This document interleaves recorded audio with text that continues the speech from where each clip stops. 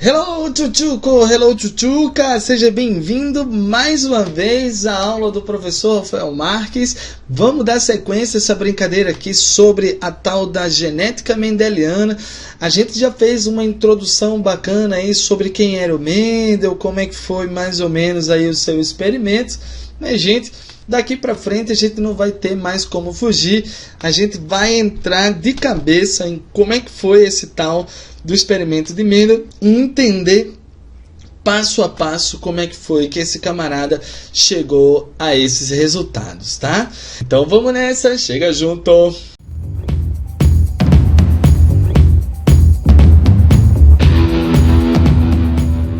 Bom, fofinhos, sobre o tal do experimento de Mendel, a gente vai lembrar que ele trabalhou com as ervilhas, né, e tal, mas a gente lembra também que ele estudou bastante sobre aquela história da hibridização de plantas, né?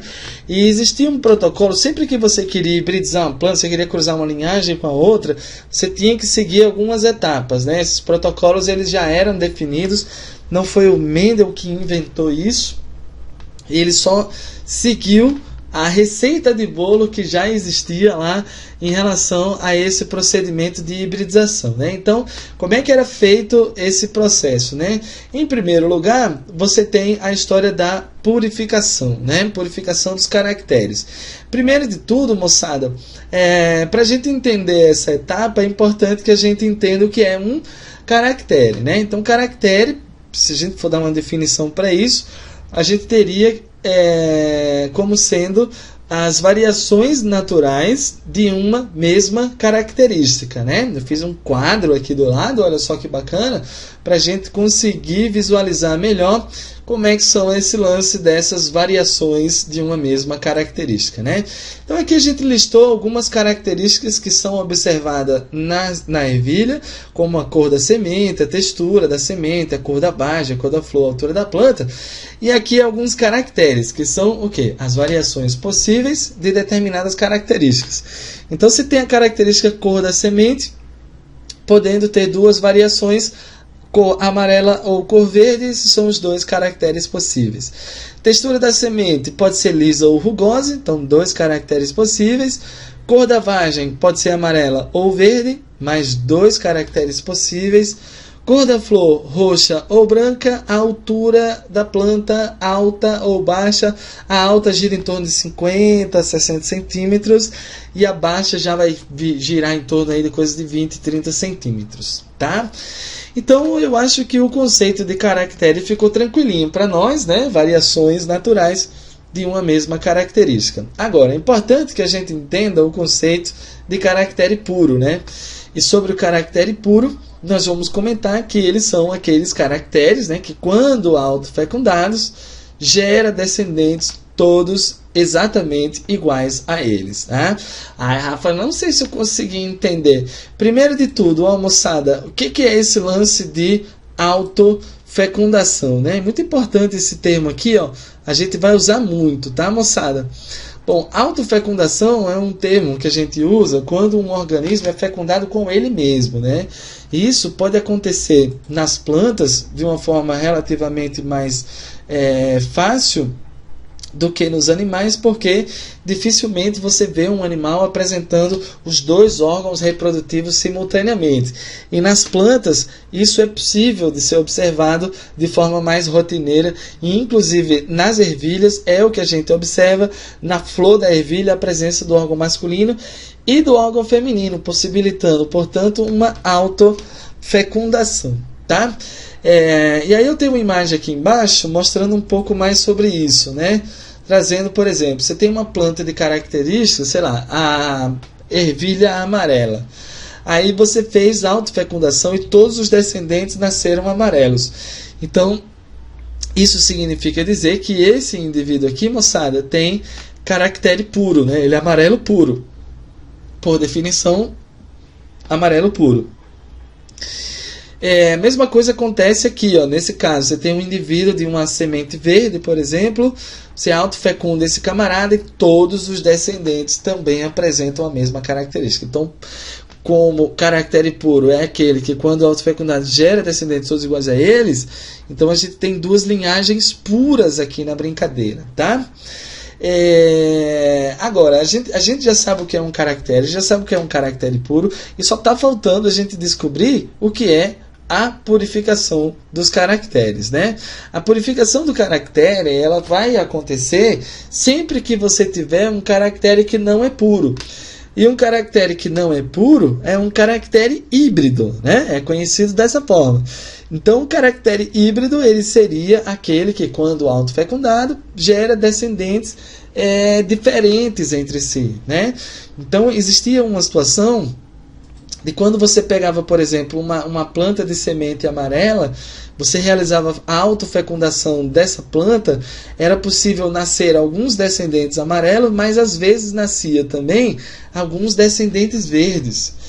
Então, como é possível nascer um descendente verde a partir da autofecundação de um indivíduo amarelo, não é mesmo?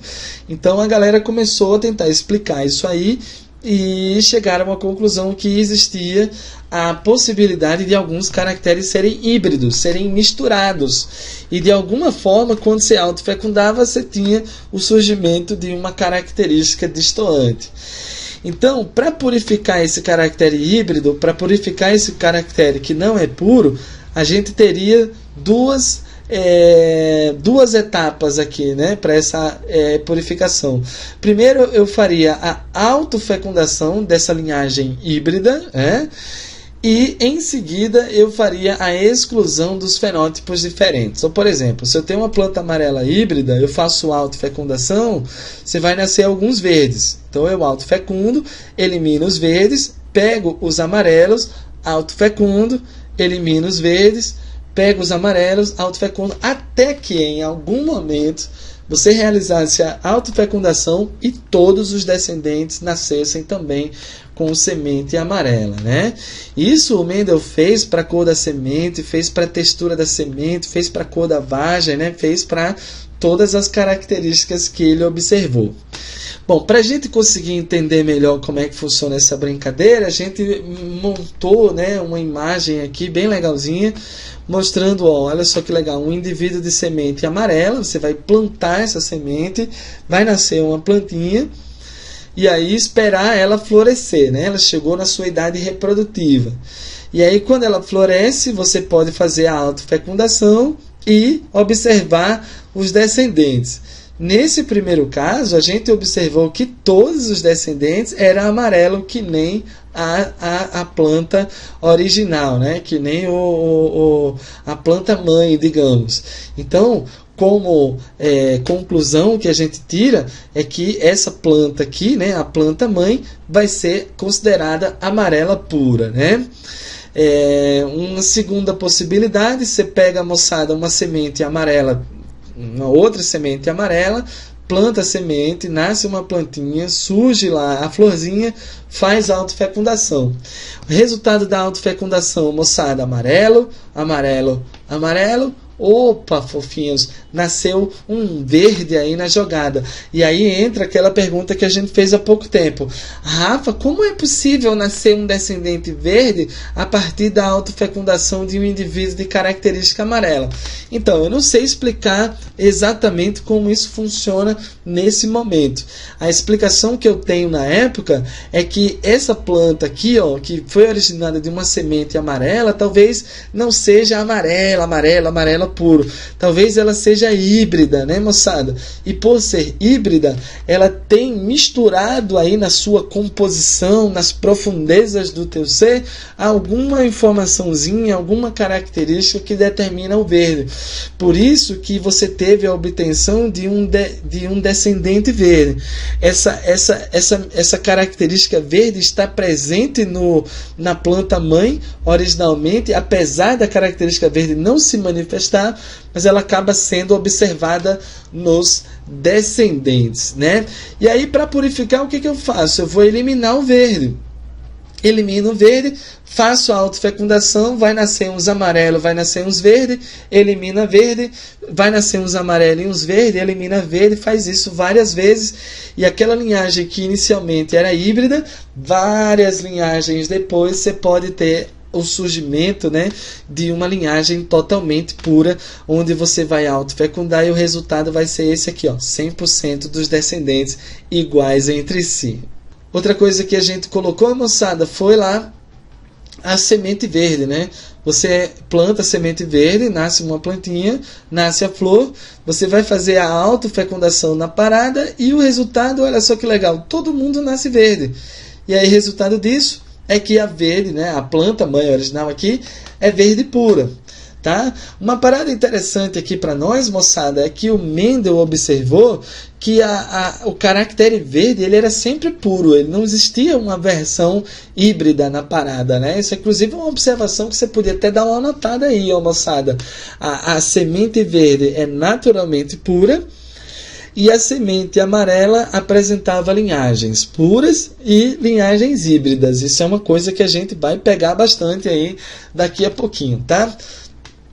Bom, eu sei que depois desse lance, dessa purificação dos fatores, várias gerações depois, você teria 100% dos descendentes iguais aos parentais, e isso traria, portanto, isso seria um indício de que a purificação funcionou, né?